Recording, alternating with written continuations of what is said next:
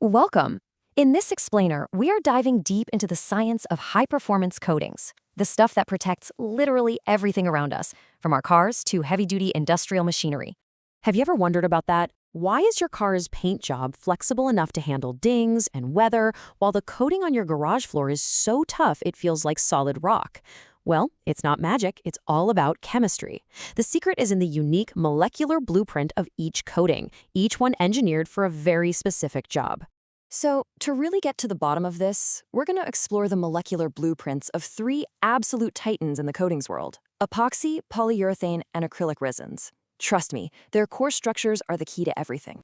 All right, first up, we've got to understand the fundamental architecture, the very design that gives these materials their unique personalities. It all starts way down at the atomic level. Okay, so let's start with epoxy. Its superpower comes from this incredibly dense, three-dimensional network of super strong covalent bonds. Once it cures, these molecules are totally locked into place. Imagine a scaffold built out of superglue. It is not going anywhere, and that's what gives epoxy its amazing strength and hardness. Polyurethane, though, is a bit more clever in its design. See, it actually separates into two parts. You've got these hard domains that act like little anchors for strength, and then you have these soft, flexible domains that give it elasticity. The whole thing is held together by hydrogen bonds that can actually break and reform. It's this sea island structure that's the secret sauce to its perfect balance of strength and stretch. And then we've got acrylic. Its power comes from this really stable carbon backbone that's kind of like a built-in chemical sunscreen. It just doesn't absorb UV light. But the real magic is in its side chains. You can swap these out to fine-tune just about any property you can think of, from how hard it is to how flexible it is. It's the ultimate customizable coating. So let's just recap that core difference real quick. Epoxy, it's that rigid, locked-in covalent network. Polyurethane has those dynamic hard and soft segments. And acrylic has that ultra-stable backbone with those super tunable side chains. These molecular differences are the foundation for absolutely everything that follows. So that's the chemistry. But how does all this translate into real-world performance? This is where you really start to see the trade-offs between these materials. And this chart just lays it all out perfectly, doesn't it? When it comes to pure hardness, epoxy is the undisputed champ. Polyurethane gives you the best of both worlds. It's got fantastic toughness and flexibility combined. And then you have acrylic, the chameleon, which can be adjusted across a huge range to fit exactly what you need. So you might be wondering, if epoxy is so hard, why do we call it brittle? Well, that same dense interlocked network that makes it so strong also means its molecular chains can't move or stretch. So when you apply stress to it, there's no give. The energy has nowhere to go, so the bonds just break.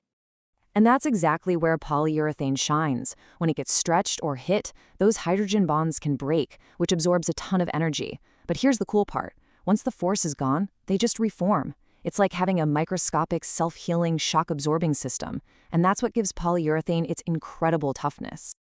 Okay, so they can handle a beating, but what about the other stuff?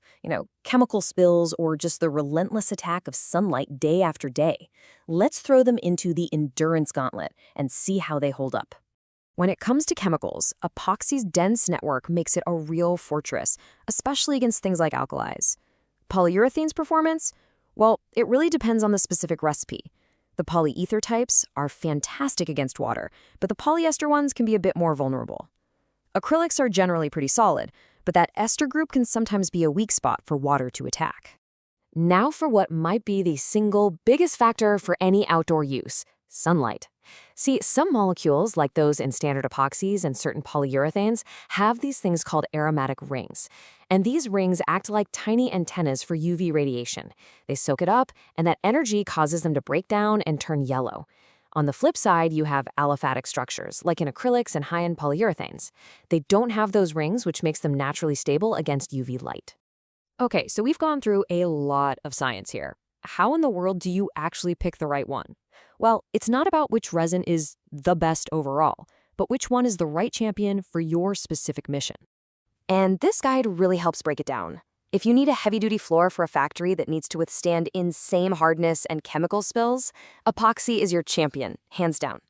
For that shiny, flexible, and UV-proof top coat on a car, an aliphatic polyurethane is the perfect choice. And for house paint that needs to look fantastic for decades, acrylic's unbeatable weatherability wins the day. So here's the big takeaway. There is no single perfect resin that does it all. It's always a balancing act. With epoxy, you get that incredible hardness, but you have to accept that it's brittle and bad in the sun. With polyurethane, you get amazing toughness, but you've got to pick the right formula for the job. And with acrylic's fantastic weatherability, you usually give up a little bit of that top-end hardness. So you see, by understanding the molecular DNA of these powerful materials, you're not just choosing a can of paint anymore. You're actually choosing a specific chemistry that was designed for a specific purpose. You can make way smarter decisions to protect and preserve the world around you. So the only question left is, what will you protect first?